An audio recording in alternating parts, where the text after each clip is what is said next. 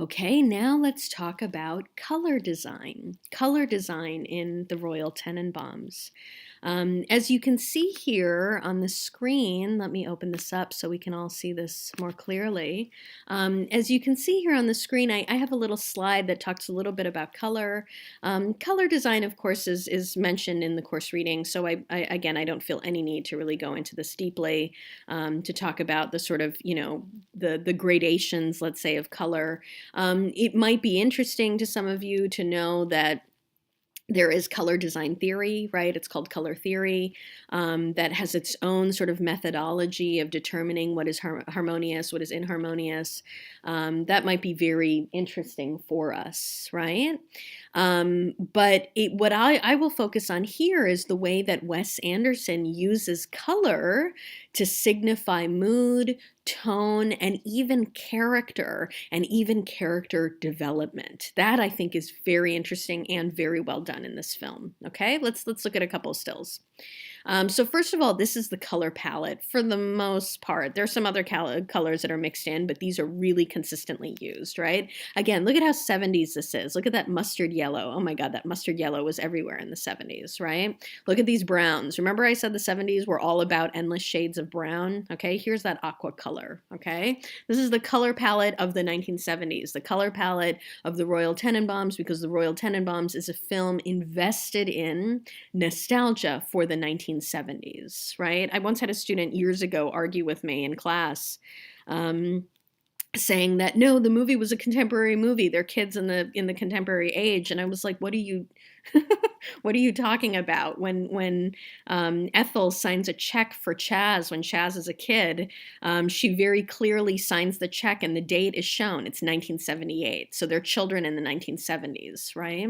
The color palette is recreating that longing for the past, okay? So I have tons of slides here that just show these colors. I'm not really going to say anything about them. I just want you to see, like, here's the mustard yellow, here's the aqua, here are the browns, okay? Here are those reds, here's the shade of blue that's Ethel's coat. Henry has a complementary shade of blue. We have a little bit of red too. Here we have, Margot's husband, Raleigh, and the aqua of the map, the aqua of, I don't know what that is, maybe a sofa or something, the browns that are everywhere, including, Raleigh's costume. Here we have, Margot in the car with Eli, and, there's red interior, and there's yellow, there's gold or mustard, I don't know how we want to see it, okay? Chaz shaving here, the aqua, the sort of endless aqua, the repetition once again of Chaz and the mini Chaz.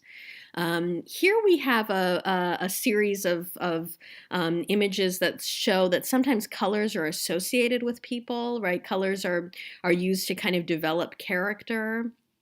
So for Richie, for example, he's shown here surrounded, as a child, he's shown surrounded by blue, right? And it's just kind of a random setting, like it doesn't look like it has any meaning. But, look at the corresponding image here of Richie in this blue light. Why? Because Richie is blue, right? Blue is in sadness. Richie is submerged in sadness. This is the moment right before he's going to kill himself, right? The actor does such a good job here. This is just before he's going to kill himself. So in some ways we see that the color here is used to develop character. It's used to foreshadow plot. In this case here, this next slide, we have Royal we have Chaz and Chaz is so angry at Royal. Royal's explaining that now he's coming back into the family. He's coming back into the family home.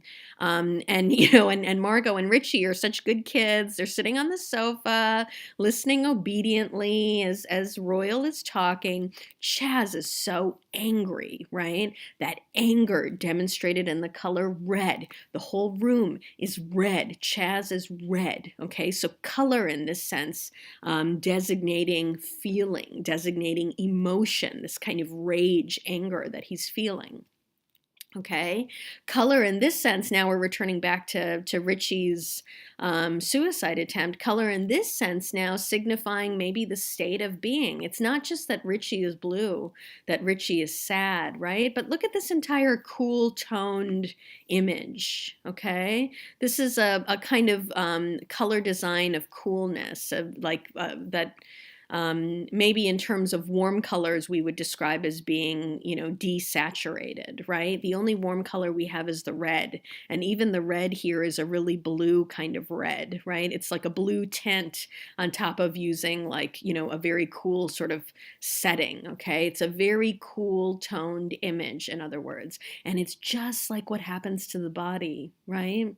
Blood draining out of the body gets cold, right? When the body dies, the body slowly loses its body heat.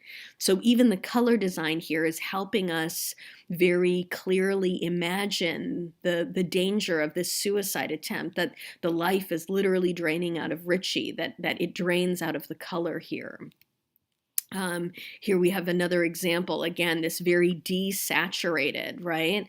This image that's lacking entirely in warm tones. Again, we have red on Richie's shirt, but it's a very blue red. It's not a warm red at all. It's all cool tones here. It's so cool that the white even looks blue. Okay, we'll stop here.